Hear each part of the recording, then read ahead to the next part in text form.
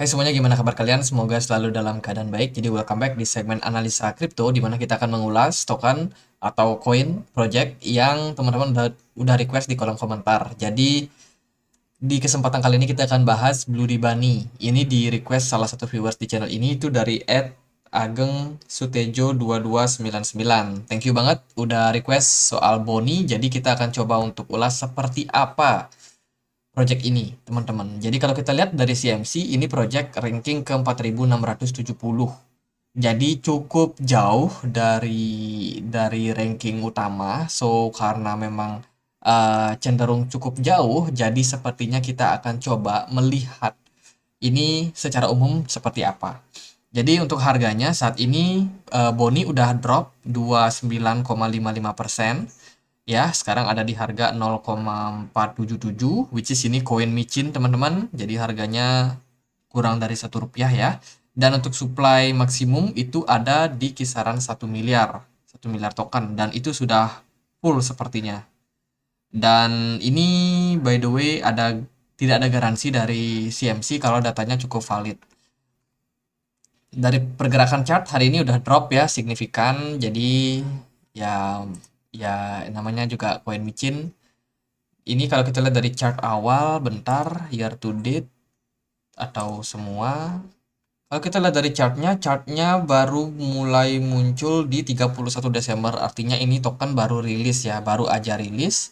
Itu sebelumnya diperdagangkan di awal opening itu di 2 rupiah ya, 2,7 rupiah. Saat ini udah drop cukup signifikan di 0,477. Nah, kalau kita lihat dari segi informasi yang tertera di sini itu cukup minim. Ya ini bisa dibilang token yang memang basisnya sepertinya dari China. Mungkin juga Jepang atau Korea ya. Jadi mereka berfokus sama sama tiga negara ini, China, Jepang, dan juga Korea. Dan yang watchlist juga masih cenderung sedikit sih, 1242. Jadi sekian orang yang melihat ataupun sedang memantau token ini. Kalau kita lihat dari perdagangannya, Boni baru bisa diperdagangkan di PancakeSwap. Itu dengan volume 100%. Jadi kebanyakan transaksi dilakukan di PancakeSwap. Lalu aku coba untuk cari informasinya tentang white paper, which is nothing, nggak ada white papernya. Dan ulik-ulik lagi, ternyata aku dapat ya untuk white papernya itu bukan di sini, dari website resminya. Jadi kalau teman-teman kunjungi www.bloodybunny.co itu teman-teman bisa dapetin informasinya. Kalau di sini sih tertera tulisannya adalah I am born in Vengeance. Ini kalau aku cari hatinya katanya saya lahir dari balas dendam, teman-teman. Jadi vengeance atau apalah cara bacanya. Jadi ini artinya balas dendam. Jadi ini sepertinya adalah token meme, tapi temanya cenderung horor. Jadi seperti token ini penuh dengan misterius ya, sesuatu yang misterius. Dan kalau kita lihat dari isi di dalamnya, ini ada beberapa ketentuan. Jadi mereka memang mengatakan di websitenya ini kalau token ini punya 1 miliar supply Boni, nama tokennya Boni, dan kita wajib melakukan liquidity lock selama 2 tahun. Jadi kalau teman-teman beli, terkunci selama 2 tahun. Teman-teman nggak bisa jual atau beli. Dan kalau teman-teman melakukan pembelian dan juga penjualan, itu kena fee sebesar 6%, which is gede juga. Terus ini juga kalau teman-teman melakukan transfer, sorry mana tadi itu. Nah ini ya kalau teman-teman melakukan transfer itu juga kena biaya ya. Ini juga ada play to earn, bla bla bla bla bla, passive income holder itu ada sekitar 2%. Jadi kalau dari segi tokenomic ini ada tertera 65% untuk di burn, sementara 20% untuk free sale-nya. Jadi token ini ketika di free sale itu yang listing itu baru 20% saja. Dan setiap transaksi dinyatakan mau di burn. Ya kita nggak tahu lah apakah benar seperti itu, apakah project ini jujur atau enggak. Dan aku coba cari dia di Twitter, which is nggak dapat Twitternya. Logonya cuma kayak gini. Dan ya kalau aku cek di komunitas Telegram, mereka cukup aktif ya. Ini ada 9.000 orang yang sudah masuk. Jadi sebagian besar sih yang mereka sharing itu adalah kenaikan harga, ada buy. Jadi intinya pom-pom lah. Tapi dari segi segi project yang dibahas justru nggak terlalu banyak. Kayaknya sih project ini memang masih dalam development.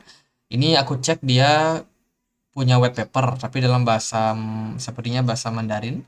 Kalau teman-teman bisa terjemahin, minta tolong diterjemahin. Itu bisa diakses di bloodbunny.geekbook.io slash blood strip bunny slash. Jadi ya itulah, di sini tulisannya Mandarin semua. Jadi terjemahan bahasa Inggrisnya juga nggak tersedia teman-teman. Mungkin belum tersedia. Mungkin next time kita coba bahas. Tapi kalau dari segi data, ini aku cek di Terscan, ternyata token ini itu nggak ada balance-nya, atau mungkin token ini cukup cukup victim ya, atau bohongan teman-teman. Mungkin mungkin saja. Tapi kalau kita lihat sih dari sini, ini aku pakai wallet address yang asli yang tertera di sini. Jadi wallet yang ini aku copy, aku masukkan ke address ini dan dapatnya data seperti ini. Jadi intinya dari data Etherscan itu nggak tercantum untuk project ini. Jadi aku lebih saranin buat teman-teman hati-hati kalau mau masuk project seperti ini. Apalagi yang modal pom-pom ya, takutnya teman-teman malah kena kena masalah di sini. Mungkin nggak bisa withdraw atau gimana. Karena seperti yang kita lihat tadi ketentuannya itu kita harus lock cukup lama. Lalu gimana nih korelasinya? Kalau dari pergerakan harga sih aku melihat ini pergerakannya cenderung nggak beres ya. Baru listing naik, terus ya dia harganya drop teman-teman, bahkan sangat-sangat signifikan. Mungkin ada teman-teman yang udah ikut pre-sale kemarin, mungkin udah ngerasain cuan. Kalau kalian telah TP, ya udah teman-teman berada di harga bawah saat ini. Jadi sekarang harus lebih berhati-hati untuk project apapun itu, jangan mudah ikut pom-pom ya. Karena yang namanya project, kita investasi dana. Dana mungkin teman-teman cara mencarinya dengan bekerja atau dengan apa. Nah, itu kan perlu perjuangan tuh. Jangan sampai proses perjuangan kalian mengumpulkan dana, tiba-tiba kalian beli, dengan gampangnya kalian kehilangan uang.